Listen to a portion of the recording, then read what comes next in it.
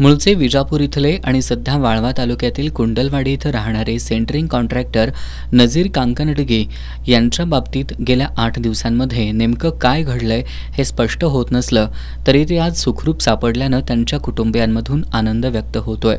बुधवारी 24 जुलैपासून बेपत्ता असलेल्या नजीर यांची कार GPS प्रणालीमुळे राष्ट्रीय महामार्गावरील वारणा नदीपात्रात सापडली, पण नजीर सापडले नव्हते।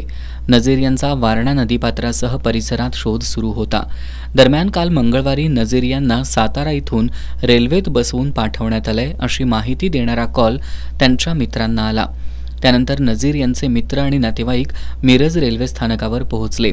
त्यांनी रेल्वेच्या एका डब्यात विमनस्क अवस्थेत बसलेल्या नजीर यांना सोबत घेऊन इस्लामपूर गाठलं। त्यांना इस्लामपूरमधील एका खासगी रुग्णालयात उपचारांसाठी दाखल करण्यात आलंय। पुराच्या काळात कार नदीपात्रात कोसळणं, GPS-मुळे कार सापडणं, नजीर यांचं कारमध्ये नसणं आणि आठवडाभरांनी नजीर मिरजेत सुखरूप सापडणं या घटनाक्रमातून नजीर यांच्या बाबतीत नेमकं काय घडलंय हे समजत नसलं तरी नजीर यांचं सुखरूप असणं त्यांच्या कुटुंबियांसाठी मोठा दिलासा देणारं आहे। पेठवडगाव पोलीस यामागचं गूढ उकलण्याचा प्रयत्न करतायत।